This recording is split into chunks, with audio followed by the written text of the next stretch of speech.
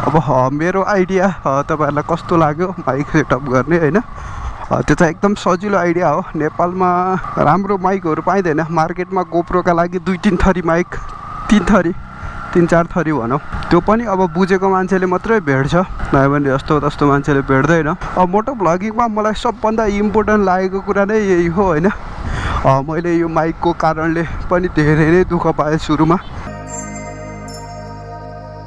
Hello साथीहरु good morning and नमस्ते welcome back to my new video आजको special video बाहिर धेरै जाडो छ हैन त्यही इन्डोर भिडियो एउटा सुट गरौँ र यहाँहरु सबैलाई इन्फर्मेसन दिने हिसाबले एउटा आइडिया होस् भनेर म यो भिडियो बनाउन गइरहेको छु धेरै जनाले जिज्ञासा पनि राख्नुहुन्छ मलाई इन्स्टाग्राममा कमेन्ट सेक्सनमा त्यो भएर तपाईहरुको जिज्ञासाहरुलाई पनि म समाधान गर्न गइरहेको छु भिडियो सुरु गर्नु भन्दा अगाडि म तपाईहरुलाई मेरो स्टोरको बारेमा जानकारी दिन चाहन्छु RBB स्टोर नेपाल इन्स्टाग्राममा छ तपाईहरुले लाई चाहिने मोटो भ्लगिङ एसेसरिजहरु सबै जति पनि छ गोप्रोहरु देखि लगायत गोप्रोलाई चाहिने सबै कुराहरु त्यहाँबाट खरिद गर्न सक्नुहुन्छ र बाइक मोडिफिकेसनका सामानहरु सेफ्टी गियर्सहरु पनि म बिस्तारै कर्बस अपडेट गर्दै छु स्टोरमा तपाईहरु पनि चाहनुहुन्छ भने अल नेपाल डेलिभरीको सुविधा सहित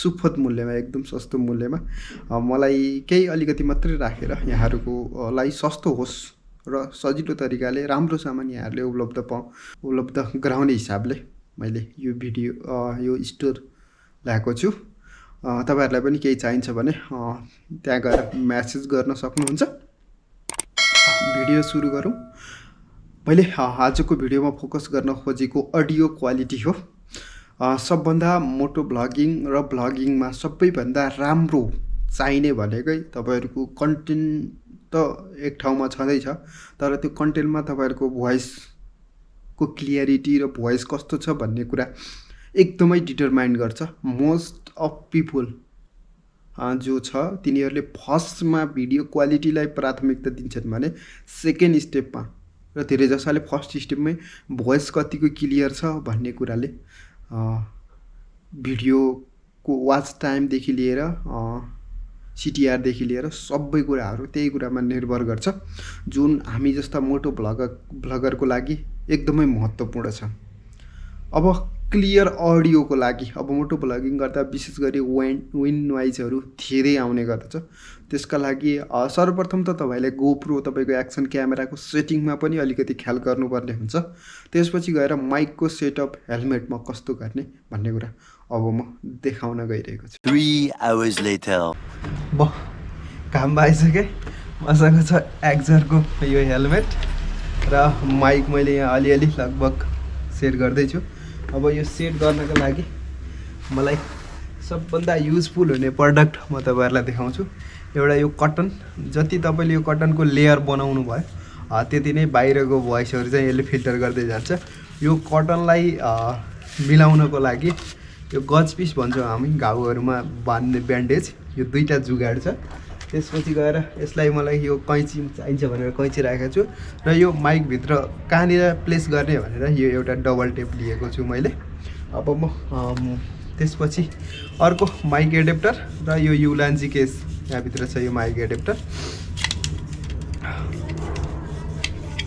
यो सबै सामानहरु RBB स्टोरमा उपलब्ध छ अब म यसलाई माइकलाई एउटा त चाहियो यो यसलाई राख्ने बेलामा अगाडि मैले यसलाई यो एमसी लगाएर टाँसेको छु मोस्ट अफ साथीहरुले चिन माउन्ट पनि युज गर्नुहुन्छ त्यो आफ्नो कुरा भयो म धेरै अफरोडहरु गइरहने भएर चिन माउन्ट निकाल्न हाल्न झ्याउने भएर यो चाहिँ मैले गरेको एकचोटी गर्दाखेरि उक्कियो र फेरि मैले डबल धेरै नै टाँस्थे यसले गर्दा सजिलो हुन्छ भाइजर लगाउन पनि सजिलो हुन्छ र विन्ड नाइजहरु पनि भाइजरले रोक्छ पुरै यो यतापट्टिबाट निकालेको छु मैले यो हुकुको माइक हो this is best mic in Nepal यसको कस्ट पनि महँगै छ ठिकै छ तपाईहरुले सस्तै रेटमा पाउनुहुन्छ अब मेन अर्को टुडो भनेको यसको यो हो यो सुरुमै आउने फर्म हो यो फर्म त्यतिको राम्रो हुँदैन राम्रो त राम्रै हुन्छ बेस्ट फिल्टरै गर्छ यो फर्मले सुरुमा आउने फर्मले तर पनि अझै यसमा म एक लेयर थप्न गइरहेको छु एक लेयर कटन थप्छु मैले यसमा।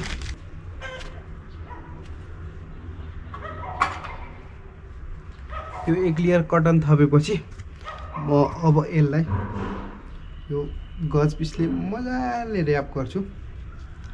यसरी र्याप गर्नुको फाइदा भनेको यो कटन हल्लिँदैन अनि यसले पनि अझ एक स्टेप फिल्टर गर्छ। अफिसियल्ली अब यसलाई सिल गर्नको लागि म यो टेप युज गर्छु। अब मेरो अहिलेसम्मको एक्सपिरियन्समा प्राय के हुन्छ भन्दा यही माइकै हल्लिरहेको हुन्छ। यो हल्लियो भने पनि यो डुक डुक डुक डुक ख्याग्रा ख्याग्रा खुसुरुक खुसुरुक आवाज चाहिँ यही माइकबाटै पनि आउँछ। त्यो भएर यसलाई चाहिँ पर्मानेन्टली प्लेस गर्न सक्नुपर्छ हामीले। यसरी अब यो फाइनल रेडी भयो भोइस फिल्टर गर्नको लागि। अब यसलाई प्लेस गर्ने बेलामा यहाँ मेरो अर्को यो ब्लुटुथ डिभाइसको माइक पनि छ यो हैन। यसलाई चाहिँ जता राख्दा पनि हुन्छ। यो खासै युजफुल हुँदैन, फोनमा बोल्दा मात्रै हो। अब यसलाई चाहिँ राख्नको लागि करेक्ट प्लेस भनेको अगाडि राख्यो भने पनि यो स्या हुन्छ नि कहिले कहिले, त्यो स्या हुँदाको आवाज आउँछ हैन। त्यो भएर साइडतिर यसलाई राख्न सकियो भने यो यतातिर पर्ने गरी राख्न सकियो भने यो आवाज चाहिँ स्मुथ पनि हुन्छ र राम्रो पनि हुन्छ। माइकलाई मैले टेस्ट गर्दा विचार गर्दा अहिलेसम्मको एक्सपिरियन्स हो। अब मैले यसलाई यहाँ ट्याक्क यहाँनिर डबल टेप लगाउँछु अनि प्लेस गर्छु यो एरियामा यहाँनिर ठ्याक्कै यहाँनिर यो डबल टेपलाई ठ्याक्क ठाउँमा टाँच्छु अनि त्यो माथि ट्याक्क माइक राख्छु। त्यो भएपछि माइक के हुन्छ भन्दा माइक चल्दैन। माइक नचलेपछि कन्स्टेन्ट साउन्ड चाहिँ हामीले पाउने गर्छौँ। मैले ठ्याक्कै माइकलाई यहाँनिर राखेको छु, सेतो वाइट देख्नु भएको छ। र अर्को माइक पनि छ यहाँनिर। यसलाई मैले यताबाट निकालेँ। अब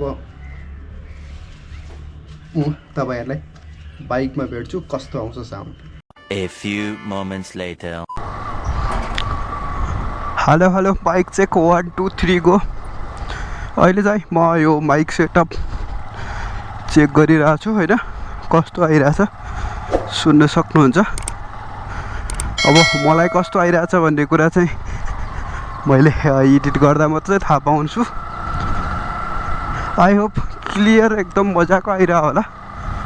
अब यस्तो गल्लीको बाटो हिँड्छु अनि मेन रोडमा पनि हिँड्छु। ठाउँको पुरै भिडभाडमा कस्तो सुनिन्छ, शान्त ठाउँमा कस्तो सुनिन्छ त्यो पनि तपाईहरुले अनुमान लगाउन सक्नुहुन्छ।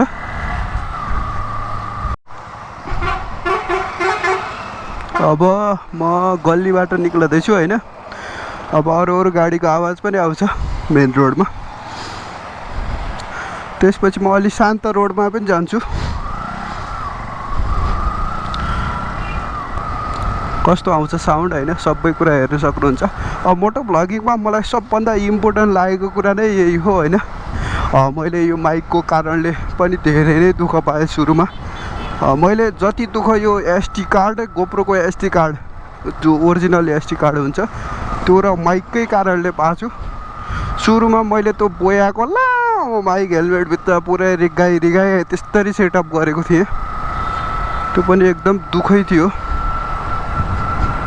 अब अहिले मैले जसरी सबै कुराहरू बुझ्दै गएँ त्यो पछि मलाई सजिलो पनि हुँदै गयो र मैले तपाईहरुलाई त्यो दुःख तपाईहरुले नपाउनु होला भनेर तपाईहरुलाई यस्ता एसेसरिजहरू उपलब्ध गराउने हिसाबले स्टोर पनि खोलेको छु। मैले भिडियोको सुरुमा पनि बताइसकेँ, चेक गर्न सक्नुहुन्छ।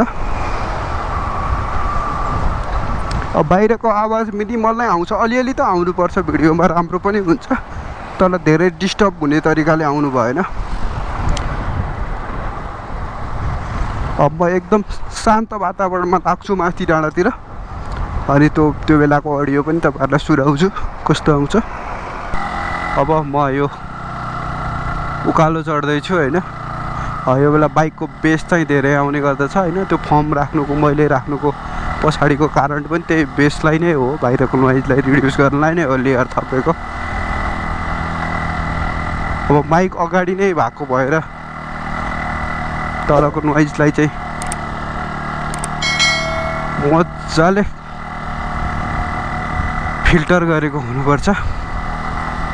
माइकको पोजिसनले पनि धेरै हदसम्म फरक पार्छ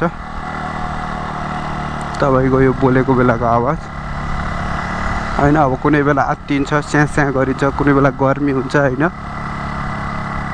ठिकै अगाडि राख्यो भने चाहिँ त्यो सबै आउँछ माइकमा, जुन चाहिँ राम्रो मानिँदैन भिडियोमा। यही नै हो। अब आनन्दको पिसफुलको यो बाटो हिँड्छु होइन। कस्तो लाग्यो तपाईँहरूलाई? यो मेरो इन्फर्मेटिभ एउटा भिडियो मैले तपाईँहरूको लागि बनाएँ। च्यानलमा पहिलोचोटि आएर मेरो भिडियो हेर्दै हुनुहुन्छ भने सब्सक्राइब गर्न नबिर्सिनु होला। अर्को भिडियोमा फेरि भेटौँला। यहाँहरू सबैको दिन शुभ रहोस्।